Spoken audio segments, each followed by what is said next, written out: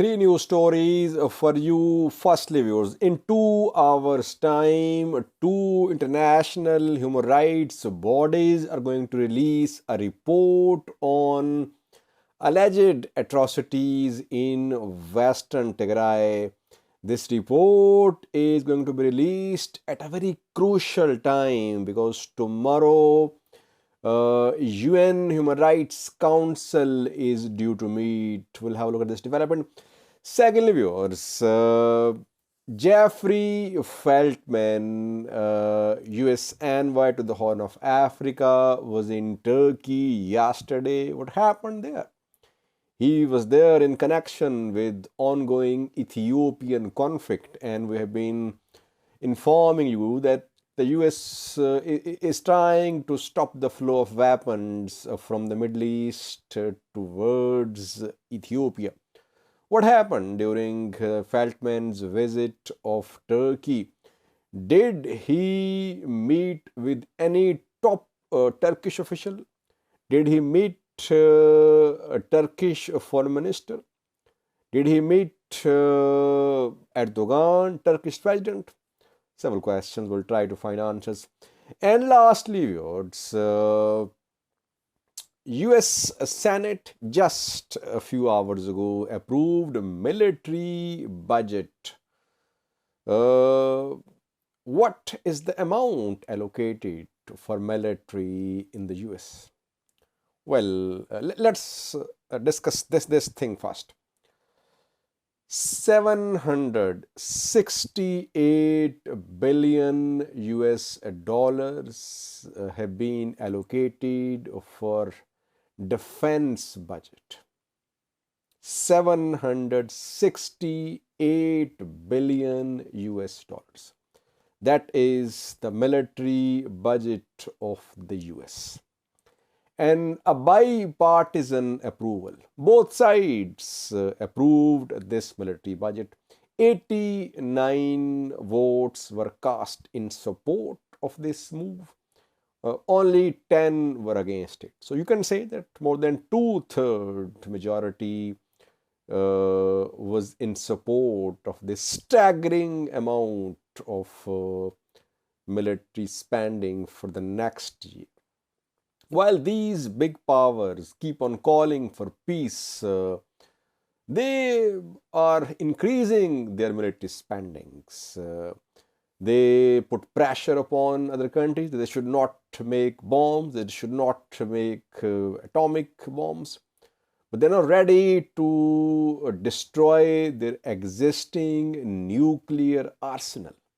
So there is a little bit of hypocrisy in the way these superpowers operate, that they want to make new weapons.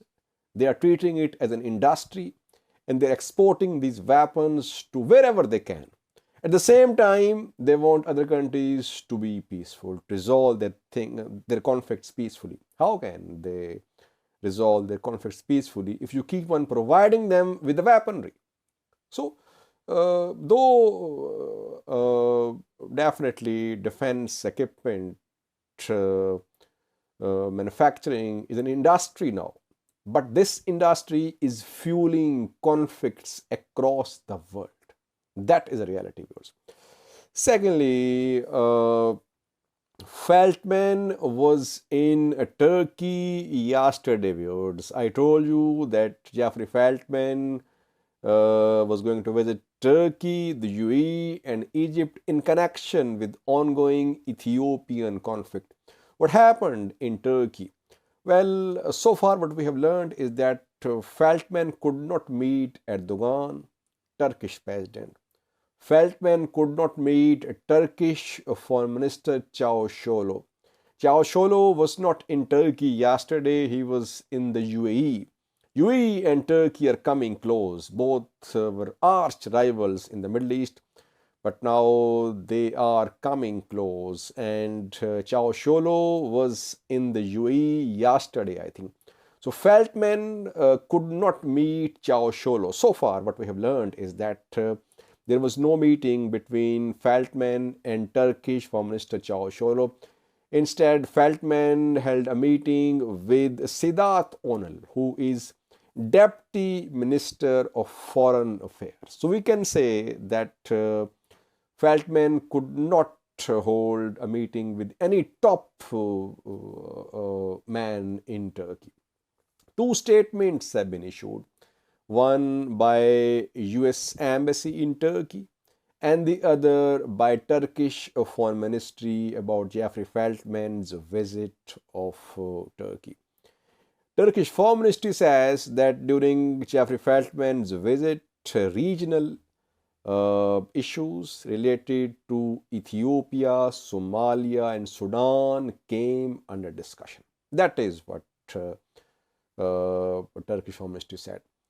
US Embassy in Turkey says that Jeffrey Feltman reiterated US stance that there is no military solution to ongoing Ethiopian conflict, and US and Turkey share common goal of economic stability and regional stability in the Horn of Africa.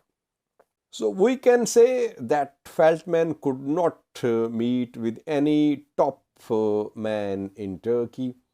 Turkey has already halted new drone supplies to Ethiopia because yesterday some international news outlets claimed that Turkey has stopped new drone and munition supplies to Ethiopia.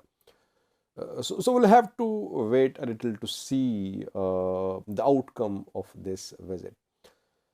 Lastly, viewers, two international human rights bodies are due to release a report after, I think, 1 to 2 hours about alleged atrocities against Tigrayans in Western Tigray. There is huge presence of Ethiopian National Defense Force, Amhara forces, and Eritrean forces in Western Tigray. Aid agencies have no access to Western Tigray. What is happening there, no one knows. Now, two international organizations have done an investigation into atrocities being committed in Western Tigray. The two international organizations are firstly Amnesty International and secondly Human Rights Watch.